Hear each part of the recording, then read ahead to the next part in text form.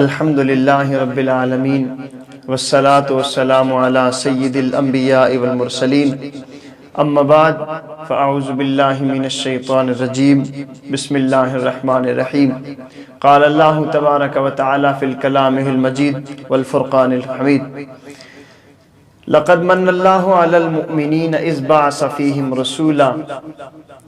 اللہم صلی وسلم وبارک علی سیدنا محمد النبی الامی وعلی آلہ وصحبہ وبارک وسلم تسلیما۔ سامعین محترم، آج کا یہ بابرکت مہینہ ماہ ربیع النور شریف کا یہ برکتوں، عظمتوں اور رفتوں کا یہ پرکیف اور پرنور مہینہ، اس مہینے میں اللہ تبارک و تعالی نے اپنے پیارے حبیب رحمت کونین صلی اللہ علیہ وسلم کو اس دنیا میں بھیجا۔ جیسا کہ میں نے قرآن مجید کی آیت مقدسہ تلاوت فرمائی، اللہ کریم نے فرمایا لَقَدْ مَنَّ اللَّهُ عَلَى الْمُؤْمِنِينَ اِذْ بَعَثَ فِيهِمْ رَسُولًا، کہ تحقیق اللہ تعالیٰ نے مومنوں پر احسان عظیم فرمایا، ان میں اپنا رسول مبعوث فرمایا۔ تو جہاں پہ ایمان والوں کو اللہ یہ ارشاد فرما رہا ہے کہ اے ایمان والو، تمہارے اوپر میں نے بہت بڑا احسان کیا، تو اس مہینے میں اللہ کا جو احسان عظیم نبی رحمت صلی اللہ علیہ وسلم کی صورت میں اس دنیا میں تشریف لایا، تو اللہ کی رحمتوں پر، اس کی نعمتوں پر اللہ کا شکر بجا لانا چاہیے، اور چہ جائے کہ احسان عظیم کہ آپ صلی اللہ علیہ وسلم وجہ تخلیق کائنات ہیں، آپ کی ذات کا اس دنیا میں آنا،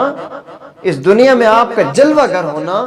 ایمان والوں پر بدرجہ اولا لازم ہے کہ وہ حضور کی آمد کی خوشیاں منائیں۔ جس دن، جس مہینے میں، جس لمحے، جس گھڑی اللہ کے حبیب اس دنیا میں آئے، اس گھڑی کو، اس لمحے کو خصوصیت کے ساتھ اس پر خوش اور اپنا ایمان کو جو ہے وہ مضبوط، اور ایمان کی خوشی کا جو ہے وہ تقاضا وہ یہ ہے کہ وہ ایمان کا، ان کا ایمان یہ چیز کا تقاضا کرے، ایمان کی محبت جو ہے ان کی محبت اس بات کا تقاضا کرے کہ نبی رحمت صلی اللہ علیہ وسلم کے اس دنیا میں تشریف لانے پر خوشیاں منائی جائیں۔ ویسے تو مسلمان اور ایمان والے پورا سال ہی نبی رحمت صلی اللہ علیہ وسلم کی آمد کی خوشیاں مناتے ہیں۔ تو آئیے اسی ضمن میں ایک مختصر سی حدیث مقدسہ پیش کرتا ہوں۔ اس حدیث کو امام طبرانی نے معجم الکبیر کے اندر نقل فرمایا، اور اس کے علاوہ امام بہقی نے شعب الایمان کے اندر اس کو نقل فرمایا، اور اس کے علاوہ حضرت امام مسلم نے صحیح مسلم کے دوسری جلد میں اس روایت کو نقل فرمایا کہ نبی رحمت صلی اللہ علیہ وسلم معمول کے خلاف آپ مسجد نبوی میں تشریف لائے۔ مسجد نبوی کے صحن میں آپ نے کیا دیکھا؟ صحابہ کرام کا ایک اجتماع ہے، صحابہ مل کر بیٹھے ہیں، اور امام الانبیاء صلی اللہ علیہ وسلم تشریف لائے، اور آپ نے صحابہ سے پوچھا کہ تمہارا یہاں معمول کے خلاف بیٹھنا، یہ کیوں بیٹھے ہیں؟ حالانکہ پس پردہ یہ بات ہے کہ نبی رحمت صلی اللہ علیہ وسلم اس بات کو جانتے تھے کہ صحابہ کیوں بیٹھے ہیں۔ حضرت معاویہ رضی اللہ تعالی عنہ آپ سے روایت ہے، آپ فرماتے ہیں کہ جلسنا نذکر اللہ، کہتے ہیں کہ ہم مسجد نبوی کے صحن میں بیٹھے تھے، ہم کیا کر رہے تھے؟ نذکر اللہ، اللہ کا ذکر کر رہے تھے، وَنَحْمَدُهُ، اور اس کی حمد و ثنا بیان کر رہے تھے۔ کس بات پر ذکر کر رہے تھے؟ کس بات پر اس کی حمد و ثنا بیان کر رہے تھے؟ امیر معاویہ رضی اللہ تعالیٰ عنہ فرماتے ہیں عَلَى مَا هَدَانَا لِلْإِسْلَامِ، اس بات پر اللہ کا شکر ادا کر رہے تھے، اس بات پر اس کی حمد و ثنا بیان کر رہے تھے کہ اس نے جو ہمیں اسلام کی طرف ہدایت عطا فرمائی۔ اور پھر نبی کریم صلی اللہ علیہ وسلم کی صورت میں فرماتے ہیں کہ مَنَّ عَلَيْنَا بِكَ یا رسول اللہ، اے اللہ کے رسول،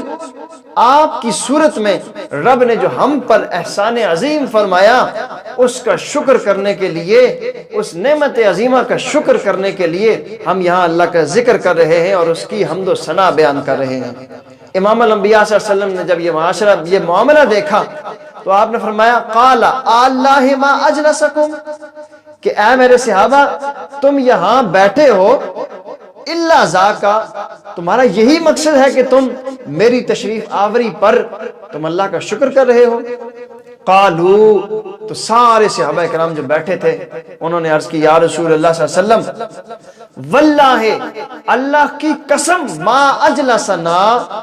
ہم یہاں جو بیٹھے ہیں الا ذاکا، ہمارا یہی مقصد ہے کہ ہم آپ کی آمد کی خوشی منائیں، آپ دنیا میں تشریف لائے، ہم اللہ کا شکر ادا کر رہے ہیں، اسی لیے بیٹھے ہیں، اللہ کی قسم۔ قال، تو نبی رحمت صلی اللہ علیہ وسلم نے فرمایا اما انی لم استخلفکم تہمۃ لکم، میرا یہ مقصد نہیں کہ میں تم پر تہمت لگاؤں کہ تم کیوں بیٹھے ہو، تمہارا کوئی اور مقصد ہے، لیکن آپ نے فرمایا وَلَكِنَّهُ أَتَانِي جِبْرِيلٌ، بلکہ ابھی ابھی میرے پاس جبریل امین آئے تھے، فَأَخْبَرَنِي، تو جبریل نے مجھے خبر دی، ان اللہ عز وجل، کہ اے اللہ کے رسول، اے اللہ کے حبیب، بے شک اللہ تعالی یباہی بکم الملائکہ، آپ کے یہ جو غلام آپ کا ذکر کر رہے ہیں، اللہ کا ذکر کر رہے ہیں، یہ جو محفل میلاد سجائے بیٹھے ہیں، آپ کی آمد کی خوشی میں جو یہ محفل میلاد مسجد نبوی کے صحن میں سجائے بیٹھے ہیں، یباہی بکم الملائکہ، اللہ آسمانوں پر فرشتوں کے سامنے ان پر فخر کر رہا ہے، رشک کر رہا ہے۔ تو سامعین محترم، ایک مستند حوالے کے ساتھ یہ حدیث مقدسہ آپ کے سامنے میں نے پیش کی۔ میلاد مصطفیٰ منانا صحابہ کرام کی سنت ہے، خود رب کریم نے خوبصورت انداز میں اپنے محبوب کا میلاد منایا اور ساری کائنات کو سجایا، جنت کو سجایا، کائنات کی ہر ایک چیز نے، انسانوں نے، جنوں نے، فرشتوں نے، کائنات کی ہر ایک مخلوق نے، جانوروں نے نبی رحمت صلی اللہ علیہ وسلم کا میلاد منایا اور خوش ہوئے۔ تو پھر ہم مسلمان ہیں، ہم انسان ہیں، اشرف المخلوقات ہیں، ہم اس بات کا زیادہ حق رکھتے ہیں کہ جس دن میں، جس مہینے میں نبی رحمت صلی اللہ علیہ وسلم اس دنیا میں تشریف لائے، ہم آپ کی آمد کی خوشی میں اپنے گھروں میں قرآن کریم کی محفل کو سجائیں، درود شریف کے نذرانے پیش کریں، درود السلام کے نذرانے پیش کریں، اور غریبوں، مسکینوں میں، ان نادان لوگوں میں، حقدار لوگوں میں ہم لنگر پکا کر تقسیم کریں۔ کس خوشی میں کہ اللہ نے اپنا پیارا محبوب، اپنا پیارا حبیب ہم میں بھیج کر احسان فرمایا۔ اللہ کی ہر نعمت پر خوشی منانی چاہیے، ہر نعمت پر خوشی کرنی چاہیے، مگر جو سب سے بڑی خوشی، سب سے بڑی نعمت اللہ نے اپنا حبیب ہمیں عطا فرمایا، تو اس کی اس اتنی بڑی نعمت پر خوشی کا حق تو بنتا ہے۔ اور پر ایمان والے آج نہیں، صدیوں سے، نبی رحمت صلی اللہ علیہ وسلم کے دور سے، بلکہ میں اس سے بھی اگلی بات کہوں کہ حضور کے صحابہ تو سب نے میلاد منایا، سب نے حضور کی آمد کی خوشیاں منائیں، لیکن اس سے اگلی بات یہ ہے کہ اللہ کے 1.25 لاکھ انبیاء میں سے کوئی ایک بھی ایسا نبی اور رسول نہیں جس نے نبی رحمت صلی اللہ علیہ وسلم کے میلاد کی خوشی نہ منائی ہو۔ ہر نبی نے اپنی امت میں حضور نبی رحمت صلی اللہ علیہ وسلم کی آمد کی خبریں دی اور آپ کی شانیں بیان کی، آپ کی شانیں اور تعریفیں اپنی اپنی امتوں کے سامنے کرتے آئے۔ تو صحابہ کرام کے اس عمل سے ہمیں یہ درس ملتا ہے کہ ہم نبی رحمت صلی اللہ علیہ وسلم کی آمد کی خوشیاں منائیں، اور اگر کسی سے یہ نہ ہو سکے، کوئی مالی لحاظ سے کمزور ہو، وہ بڑا جلسہ، بڑی محفل نہ سجا سکے، تو وہ خوش ضرور ہو دل میں۔ ایمان کا تقاضا یہ ہے، محبت رسول کا تقاضا یہ ہے کہ اس کا دل اندر سے خوش ہو جائے، اس کی ایمانی قوت اور ایمانی جذبہ مزید مضبوط ہو جائے، بڑھ جائے کہ حضور آ گئے۔ کائنات میں ہر طرف وہ ایک ہی اعلان کرتا پھرے کہ بس حضور آ گئے۔ جب حضور تشریف لائے تو کفر اور ظلمت کے بادل چھٹ گئے۔ صحابہ نے تو بلکہ ہر گھڑی، ہر لمحہ میلاد منایا۔ صحابہ تو کبھی تلوار اٹھا کے جنگ بدر کے میدان میں ہیں، کبھی احد کے میدان میں ہیں، کبھی خندق کے میدان میں ہیں، کبھی کون سی جنگ لڑ رہے ہیں، کبھی کون سے غزوے میں ہیں۔ صحابہ تو ہر گھڑی، ہر لمحہ حضور کا میلاد مناتے تھے۔ وہ تو صبح بھی بارگاہ مصطفیٰ میں ہوتے تھے، دن کو بھی بارگاہ مصطفیٰ میں ہوتے تھے، شام کو بھی بارگاہ مصطفیٰ میں ہوتے تھے۔ ان کی تو وہم و خیالوں میں حضور کی سیرت اور صورت اور حضور کا پیار اور محبت ان کے سینوں میں جو تھا کوٹ کوٹ کے بھرا ہوا تھا۔ اس انداز میں ہمیں بھی حضور سے محبت اور پیار کرنا چاہیے۔ کم از کم میلاد کے دنوں میں، اس ماہ ربیع النور شریف کے مہینے میں زیادہ سے زیادہ تلاوت قرآن کرنی چاہیے، زیادہ سے زیادہ کثرت کے ساتھ درود شریف پڑھنا چاہیے، اور اس کے ساتھ ساتھ جو میلاد شریف کا اصل مقصد ہے کہ نبی رحمت رحمت صلی اللہ علیہ وسلم جو اس دنیا میں پیغام لے کے آئے، اللہ کے دین کے جو ہمیں پیغام دیا، اس پیغام اور اس محبت بھرے پیغام کو ہمیں سامنے رکھنا چاہیے۔ کہیں ایسا نہ ہو کہ ہم میلاد تو مناتے ہیں لیکن اس کے ساتھ ساتھ ہم فرائض اور واجبات کو ترک کرتے ہوں۔ یہ بھی جو ہے بہت غلط طریقہ کار ہے کہ ہم میلاد کے جلوس میں تو جائیں،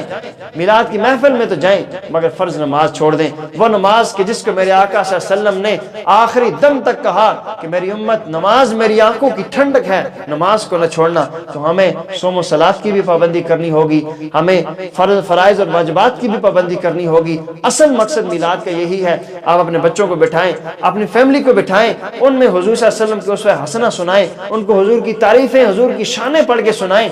اور حضور صلی اللہ علیہ وسلم کی سیرت اپنی اولاد کے سامنے بیان کریں، ان کو بتائیں کہ یہ دن جو ہے مقدس دن ہے، ہمیں ساری دنیا کی خوشیاں، ہمیں ساری کائنات کی خوشیاں جو ملی وہ اس دن کے صدقے سے ملی، کیونکہ اس دن میں اللہ کے حبیب صلی اللہ علیہ وسلم تشریف لائے، اور اللہ کے محبوب اگر نہ ہوتے تو اللہ اس کائنات کو نہ بناتا، بلکہ یہاں تک بھی رب نے فرمایا اے حبیب اگر میں تجھے پیدا نہ کرتا تو میں اپنا رب ہونا بھی ظاہر نہ کرتا۔ تو کائنات کی ساری رونقیں، ساری خوشیاں، ساری یہ چمکنے، جتنی کائنات میں چمک ہے، روشنی ہے، نور ہی نور ہے، تو یہ صرف حضور کی نالے مقدس کا صدقہ ہے۔ اللہ تعالیٰ کی بارگاہ میں دعا ہے کہ مالک کریم ہمیں صحیح معنوں میں